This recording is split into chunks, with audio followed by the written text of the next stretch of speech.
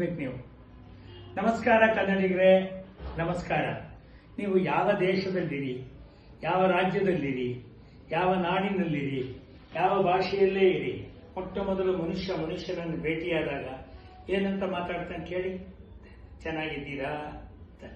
ಕನ್ನಡದಲ್ಲಿ ಚೆನ್ನಾಗಿದ್ದೀರಾ, ತಮಿಳಿನಲ್ಲಿ ಅಲ್ಲ ಇರ್ಕಿಯ, ತೆಲುಗಿನಲ್ಲಿ ಬಾಗುನವ, ಹಿಂದಿ ಒಳಗೆ ಅಚ್ಚಾ ಹೈ, ಸಂಸ್ಕೃತದಲ್ಲಿ ಕುಶಲಂವ, ಇಂಗ್ಲಿಷ್ನಲ್ಲಿ ಹೌ ಆರ್ ಯು. ಈ ರೀತಿ ಕೇಳ್ತಕ್ಕಂತಹ ಮೊದಲ ಪದ ಇದೆಯಲ್ಲ, ಅದು ನಮ್ಮ ಜೀವನಕ್ಕೆ ಆರೋಗ್ಯಕರ.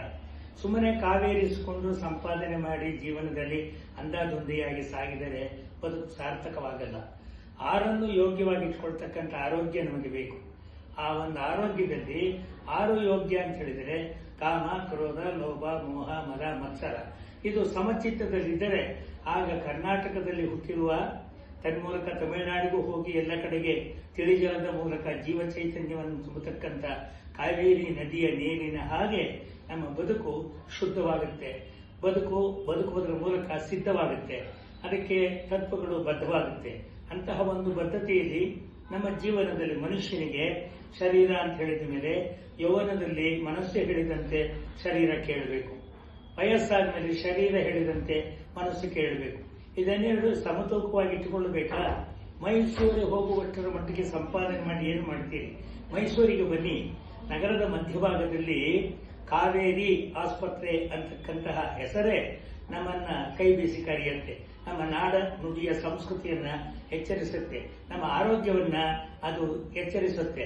ಜೊತೆಗೆ ಸೌಖ್ಯವಾಗಿ ಇರುವುದಕ್ಕೆ ಕೈ ಬೀಸಿ ಕರೆಯುತ್ತೆ, ಮುಗುಳು ನಗೆಯಿಂದ ಕರೆಯುತ್ತೆ, ಸ್ಮಿತ ಹಸಿತವಾಗಿ ಕರೆಯುತ್ತೆ, ನಗಮುಖದಿಂದ ಕರೆಯುತ್ತೆ. ನಾವು ಅವರಿಗೆ ಮುಖಾಮುಖಿಯಾದರೆ ನಮ್ಮನ್ನು ಅವರ ಹಸನ್ಮುಖಿಯಾಗಿ ನೋಡಿ ಕಳಿಸಿಕೊಡುತ್ತಾರೆ. ಇಂಥ ಕಾವೇರಿಯ ಆಸ್ಪತ್ರೆಯಲ್ಲಿ ನುರಿತಂತಹ ತಜ್ಞ ವೈದ್ಯರುಗಳಿದ್ದಾರೆ. ಅದರ ಜೊತೆಗೆ ಸಹಕರಿಸತಕ್ಕಂಥ ಸಿಬ್ಬಂದಿಗಳು ಅವರೆಲ್ಲರೂ ಕೂಡ ನಗುಮುಖದಿಂದ ಸದಾಕಾಲ ಸೇವೆಗೆ ಸಿದ್ಧರಾಗಿದ್ದಾರೆ. ನಮ್ಮ ಜೀವನದಲ್ಲಿ ನಿಜಕ್ಕೂ ಕೂಡ ಆರೋಗ್ಯವಾಗತಕ್ಕಂತಹ ಒಂದು ಆಸ್ಪತ್ರೆ ಅನ್ನುವ ಪದಕ್ಕೆ ದವಾಖಾನೆ ಅಂತ ಕನ್ನಡದಲ್ಲಿ ಏನು ಕರೀತೀವೋ ಅಂತ ದವಾಖಾನೆಗೆ ನಾವು ಬಂದದ್ದೇ ಆದರೆ ನಮ್ಮ ಕಾವೇರಿಯ ತೀರ್ಥವನ್ನು ಸೇವಿಸಿದರೆ ನಮ್ಮ ಬದುಕು ಎಷ್ಟು ಪುಣ್ಯವೋ ಹಾಗೆ ಕಾವೇರಿ ಆಸ್ಪತ್ರೆಗೆ ಬಂದು ನಾವಿಲ್ಲಿ ಚಿಕಿತ್ಸೆಗೆ ಒಳಗಾಯಿತು ಅಂತ ಹೇಳಿದರೆ, ಉದಾಹರಣೆಗೆ ನೋಡಿ, ನನ್ನಂತವನೇ ಕೇವಲ 4 ದಿನಗಳಲ್ಲಿ ಎಷ್ಟು ಸೊಗಸಾಗಿ ಆರೋಗ್ಯವಾಗಿದ್ದೇನೆ ಅಂದರೆ ಈ ಕನ್ನಡ ಮಾತಿನಲ್ಲಿ ಈಗ ಮಾತಾಡುವುದಕ್ಕೂ ಕೂಡ ಆ ಕಾವೇರಿಯ ತಿಳಿಯ ಜಲದ ರೂಪದಲ್ಲಿ ಔಷಧಿಯನ್ನು ಕೊಟ್ಟು ಎಲ್ಲ ವೈದ್ಯರು ನಗುಮುಖದಿಂದ ತಮ್ಮ ಸೇವೆಯನ್ನು ಸಲ್ಲಿಸಿದ್ದಾರೆ. ಆದ್ದರಿಂದ ಒಂದು ಅರ್ಥ ಮಾಡಿಕೊಳ್ಳಿ, ಮನಸ್ಸಿದ್ದರೆ ಮಾರ್ಗ. ಕಾವೇರಿ ಆಸ್ಪತ್ರೆಗೆ ಬಂದು ಚಿಕಿತ್ಸೆ ಪಡೆಯುತ್ತೀರಾ, ಅದು ನಿಮಗೆ ಸ್ವರ್ಗ. ಏನಂತೀರಿ? ನಮಸ್ಕಾರ.